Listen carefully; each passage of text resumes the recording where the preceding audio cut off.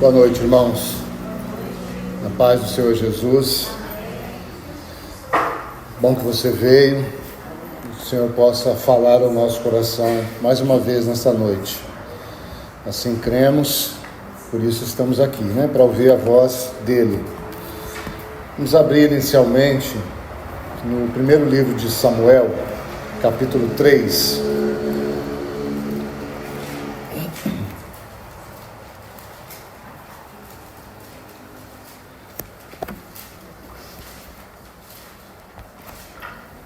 Primeiro livro de Samuel, capítulo 3.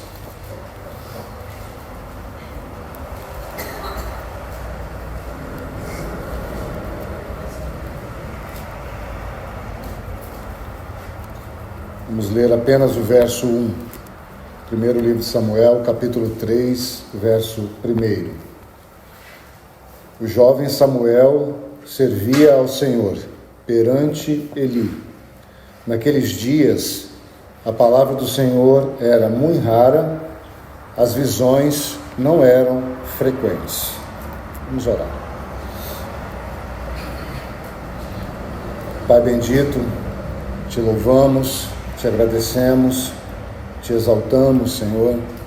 Tu és o único digno, tu és merecedor, por méritos próprios teus, Pai, conquistado em tua própria vontade, com tuas próprias ações, com teus próprios desejos, com os teus próprios objetivos, em vista do propósito eterno. Nós te agradecemos, ó Jesus, por trilhar tão senda em trevas tão densas. E aqui estando, de modo algum foi distraído, de modo algum foi levado por desânimos, nem por cansaços, nem por qualquer outra coisa que seja meramente além do que é o humano.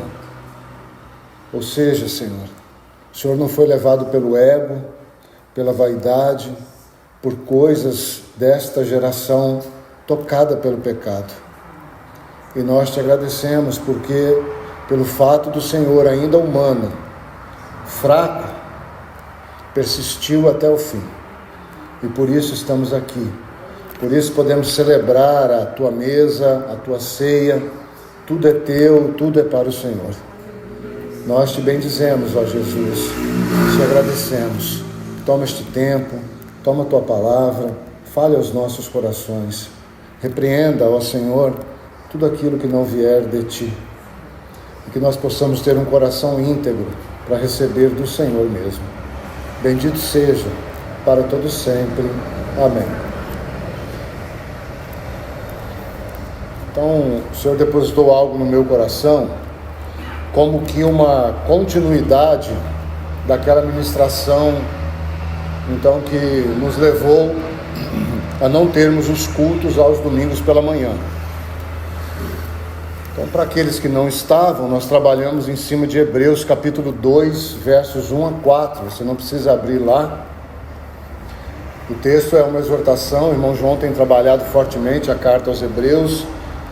E aquela palavra, então, naquela manhã, aliada ali ao capítulo 4 também de Hebreus, a palavra naquela noite com relação ao domingo pela manhã. Então foi uma palavra muito direta a nós, no sentido de que quanto mais revelação nós recebemos e menos obedecemos, mais juízo nós trazemos sobre nós. Isso é um fato muito prático.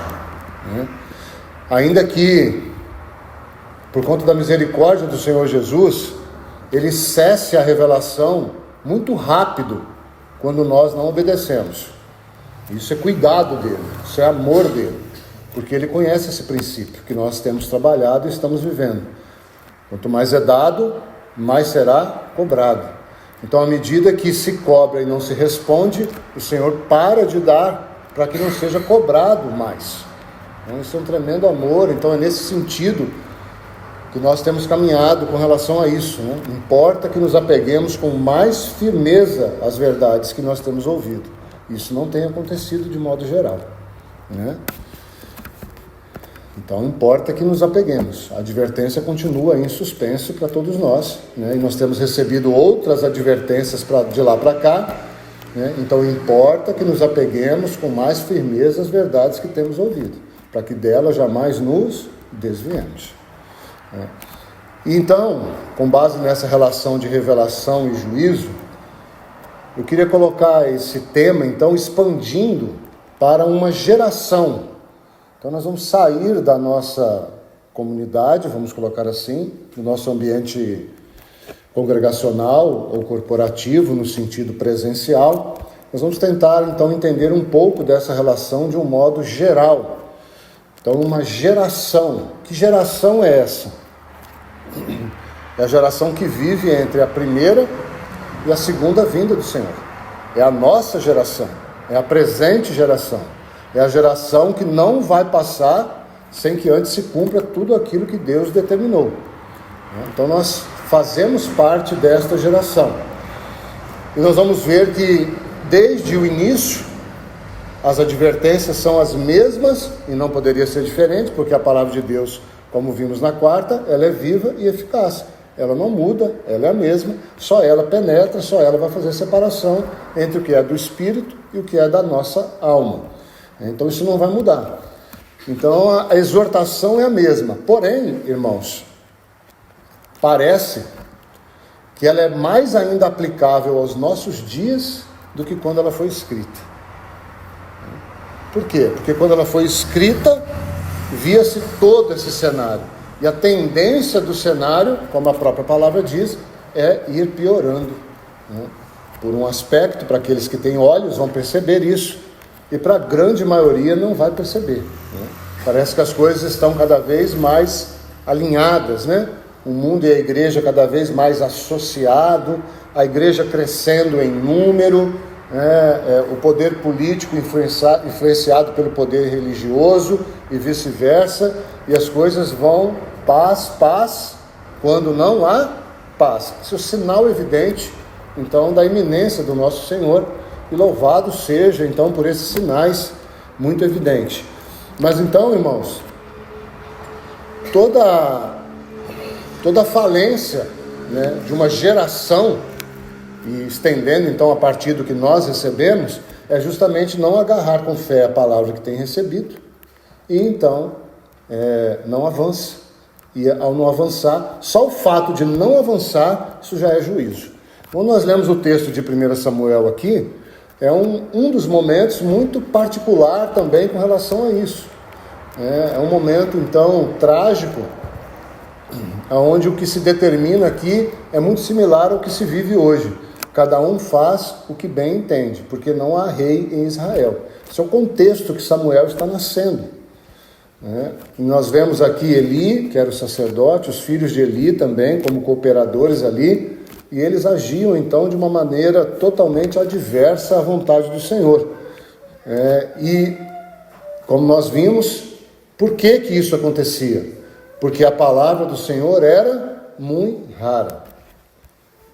E a revelação, ou a visão, ou então completando a revelação da palavra, era muito rara. Mas por que, irmãos? Por que a revelação da palavra ela tende a diminuir? Porque nós não agarramos e respondemos em obediência. Então, se nós recebemos a palavra e não respondemos, o Senhor vai diminuindo a revelação da palavra, para que nós não entremos em juízo ainda maior. Como nós vemos o povo, o Senhor ia falando, eles não iam obedecendo, eles foram entrando em juízo. Nós vemos esse juízo muito fervoroso na primeira geração no deserto, que é o pano de fundo ali de Hebreus capítulo 3, e nós vemos esse juízo também na Babilônia, né? O Senhor falou, e o povo não agarrou a palavra com fé. O final deles foi a Babilônia. Depois o Senhor Jesus vem e a situação então se repete. E a partir daí nós temos os escritos, então, especialmente de Paulo e do autor aos Hebreus também, com relação à importância de agarrarmos essa palavra, para que nós, então, não sejamos parte de uma geração da qual o Senhor virá como ladrão. ou pelo menos da parte que será julgada como aqueles que não viram ou não perceberam a iminência da volta do Senhor. Para que nós não sejamos parte dessa geração, nós precisamos agarrar a palavra com fé. Então, muito dos escritos de Paulo, em especial, vai tratar desse ponto específico. Aquilo que ele escrevia, ou que ele mesmo ensinou, e que não teve efeito. Nós vemos isso escrevendo aos Romanos, quanta luta naquela carta nós vemos para que eles possam entender um pouco da doutrina, do valor da palavra. Aos Gálatas, nem saudação ele dá. Quem vos perverteu, quem vos iludiu, quem vos enganou com outro evangelho? Segunda carta aos Efésios, depois da primeira tremenda, a segunda carta aos Efésios que João escreve, por que vocês deixaram o melhor amor? Carta aos Coríntios, grande parte das exortações, se não a grande maioria, gira em torno deste princípio. Se nós não agarrarmos a palavra com fé e a obedecermos com simplicidade e pureza de coração, não há avanço na vida cristã. Não há outro caminho. Então nós vemos uma geração que está gerando uma palavra que agrada a si mesmo, que é totalmente contrária à palavra de Deus, como ouvimos na quarta-feira. Não há mais aquilo que escandaliza o outro de um bom motivo, ou seja, a palavra da cruz. A palavra da cruz deveria existir, e se ela existisse, ela iria escandalizar esse povo aí. Então, muitos poucos púlpitos, ou que são pregados nesses poucos púlpitos, escandalizam o mundo. Muito pelo contrário, atraem o mundo, agradam o mundo. Então, são palavras que são contrárias à palavra da cruz.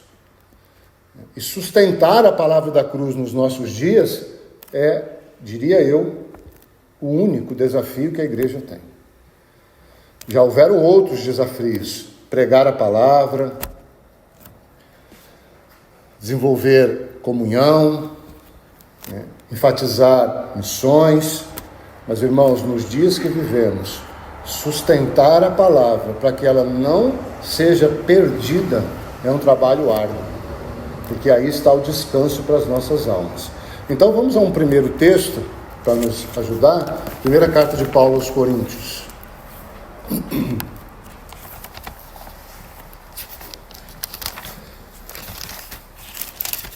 Capítulo 3.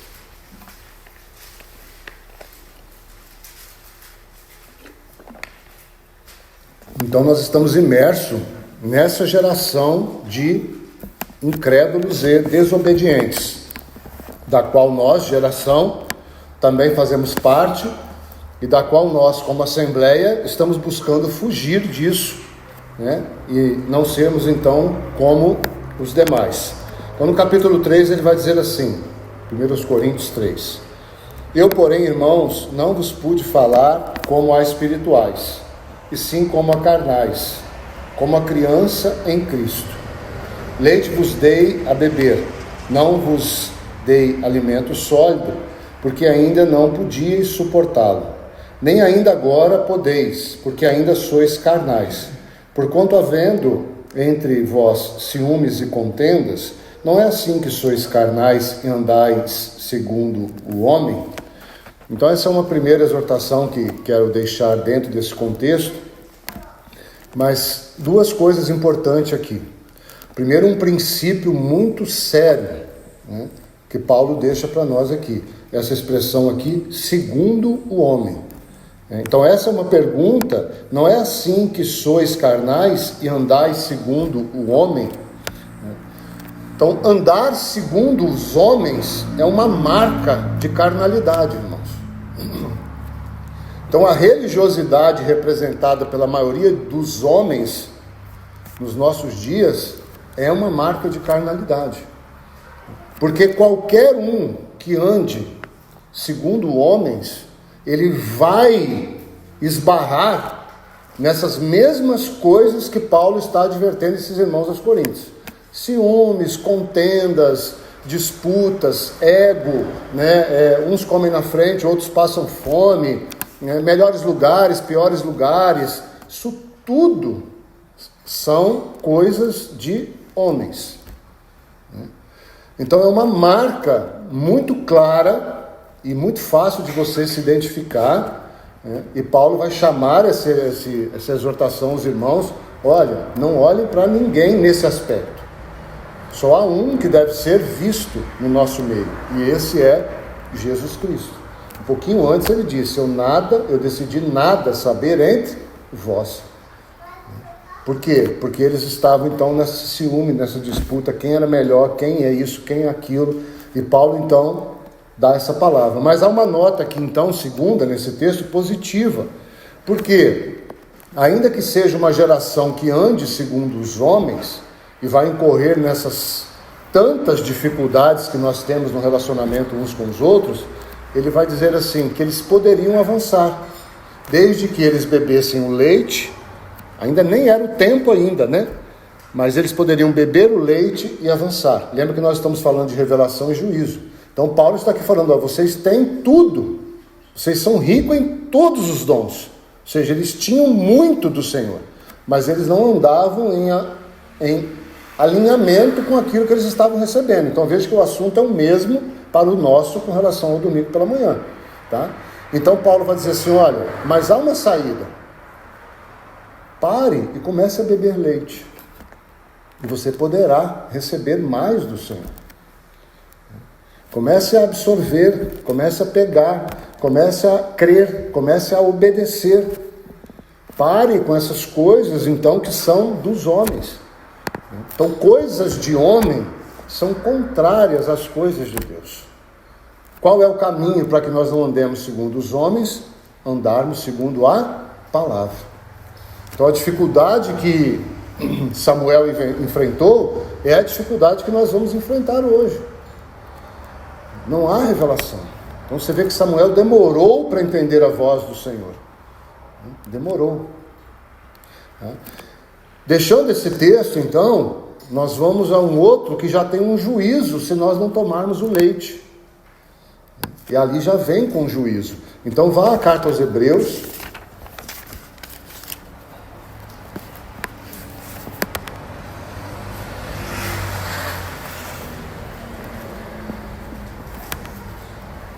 Carta aos Hebreus, capítulo 5. Texto também muito conhecido, e certamente o Senhor ainda há de nos dar muito nesse texto, através do irmão João, quando aqui chegar. Então o verso 11 diz assim, Hebreus 5:11: a esse respeito temos muitas coisas que dizer e difíceis de explicar, porquanto vos tendes tornado tardios em ouvir. Pois com efeito, quando devíeis ser mestres, atendendo ao tempo decorrido, tendes novamente necessidade de alguém que vos ensine de novo quais são os princípios elementares dos oráculos de Deus. Assim, vos tornastes como necessitado de leite, e não de alimento sólido. Ora, todo aquele que se alimenta de leite é inexperiente na palavra da justiça, porque é criança.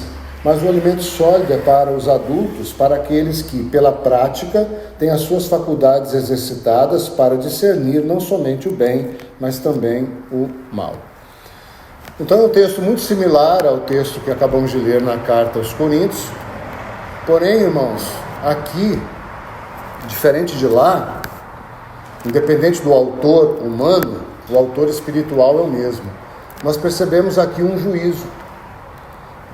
Lá nós temos o sentimento, pelo menos é um sentimento que paira no meu coração, que Paulo está dizendo assim, olha, para com essas coisas, e o Senhor vai continuar falando com vocês, vai continuar se revelando a vocês. Começa a beber e tudo vai dar certo. Aqui o autor aos Hebreus parece dizer, olha, vocês já perderam algo por conta dessa atitude de vocês. Vocês já perderam ou deixarão de receber uma explicação de algo que certamente nos faz muita falta hoje, né? Eu já parei e perguntei, será que o autor iria escrever o que mais do que ele escreveu nessa carta? E é bem claro dizer aqui que as coisas eram difíceis, não por elas serem difíceis, mas porque o povo não estava ouvindo como devia ouvir.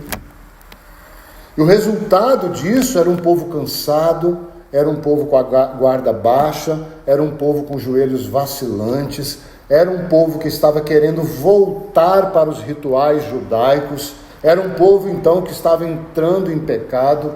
Tudo isso por quê? Porque quando eles deviam ser pessoas que já deveriam confiar na palavra, e a demonstração de confiança na palavra é uma obediência simples, e não questionamentos, discussões e perseguições e apontamentos e coisas de homens, como nós vemos na carta aos Hebreus e vemos na carta aos Coríntios. Então, como geração, irmãos, eu me pergunto, quanto nós temos perdido da palavra? Porque quando nós olhamos para a história da igreja, nos séculos passados, nós tivemos irmãos que foram iluminados com a palavra ou pela palavra e escreveram obras que, queridos, as que nós temos hoje são vergonhas perto dessas obras escritas há 100, 200, 300 anos atrás. Vergonha. Nós temos livros ditos espirituais hoje que, se você me pedir, eu diria para você, não gaste R$1 com esse livro. É melhor você comprar um outro tipo de livro do que até esse livro, que você vai achar que você está lendo algo espiritual. Então, esta geração, ela se enquadra muito bem aqui. É uma geração que certamente não está obtendo a revelação daquilo que deveria receber pela história do Senhor. Por quê? Porque ainda que o Senhor seja Senhor da história, e ainda que a tudo que Ele planejou vai cumprir, nós não somos eximidos de buscarmos cavar na profundeza da montanha o cobre.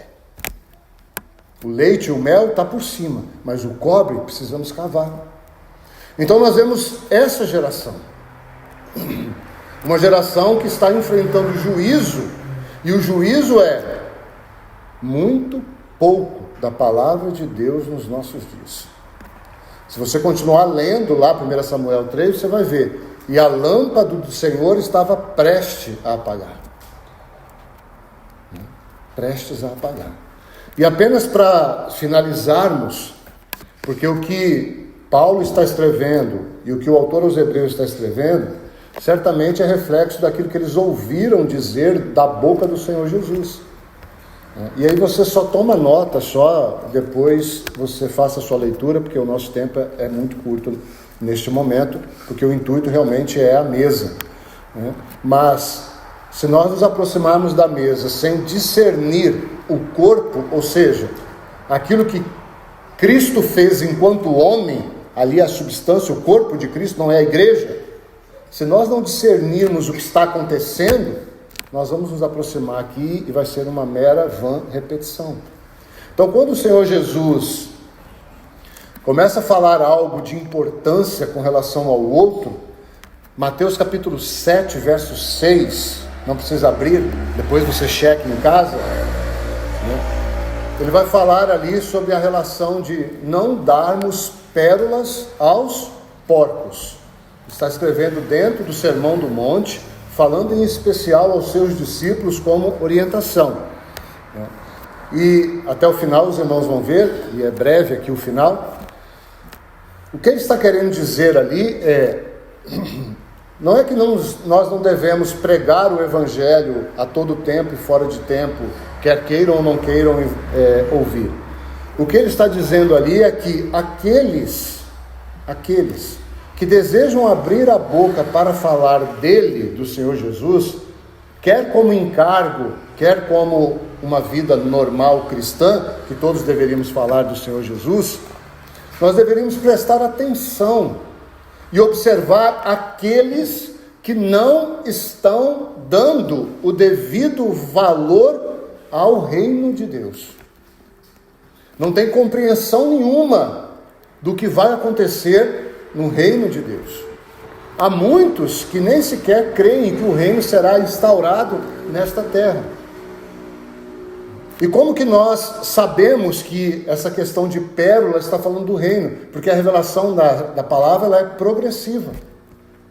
Então, no capítulo 7, verso 6, ele lança essa realidade. Ele fala assim, preste atenção. O reinar é algo sério. E não fique desperdiçando o seu tempo com aquele que sequer está crendo e muito menos ouvindo que há um rei que reina sobre isso que se chama igreja. Quando nós avançamos um pouquinho na revelação dessa palavra pérola, nós chegamos ao capítulo 13 de Mateus. Apenas anote, depois você cheque lá. Mateus 13, 45 e 46. Ali vai dizer que um certo homem, então, acho que a maioria de nós conhece essa parábola. Certo homem, então, ele achou uma pérola de grande valor no campo. E o que ele faz? Ele vai lá e compra o campo inteiro. E o que ele faz com essa pérola? Ele esconde. Até ele comprar e essa pérola está escondida. Então nós sabemos que o único digno de comprar o campo foi o Senhor Jesus. Ele comprou o campo. E a pérola, irmãos, é a manifestação do reino, que ainda está oculto, assim como essa pérola está oculta no campo. Então todo o assunto de pérola gira em torno de reino. E essa parábola, ela é um contraponto, logo acima você vai ver a parábola do fermento. Uma pequena medida de fermento numa massa faz o quê? Leveda toda a massa. E o que é uma massa levedada? É uma massa que tem um monte de espaço vazio no meio dela. Isso é uma massa levedada. Não ache que você coloque um pouquinho assim de trigo e você vai ter um monte assim de trigo. Não, irmãos. Você tem um monte assim de ar. O trigo continua o mesmo. O fermento não multiplica a quantidade de trigo. Ele aumenta o espaço entre as moléculas de trigo. Então essa parábola da pérola, ela está em contraste com a parábola do fermento. Por quê? Porque o Senhor Jesus, quando vir, ele não quer achar uma igreja que é muito similar à igreja do grão de mostarda que se transformou em árvore. Isso também é algo fora do normal. E naquela árvore vinha se aninhar o quê? As aves. A ave na Bíblia sempre é demônios. Então ele comprou um campo e ele escondeu o que importa da realidade desse campo. E o que importa é que um dia esse reino vai se revelar. E ele vai abalar de novo, o autor dos Hebreus vai dizer, céus e terras. E ele vai abalar essas árvores aí disformes, essas instituições gigantescas, para que realmente fique firme nele só aqueles que têm agarrado e retido e obedecido a palavra. Mas a revelação ainda de pérola não termina aí. Ainda há mais uma menção. Terceira menção está em Apocalipse capítulo 21. Anote aí. Ali vai dizer que as portas serão revestidas com pérolas. Vamos ler esse texto? Aí a gente lê e já breve termina. Apocalipse 21.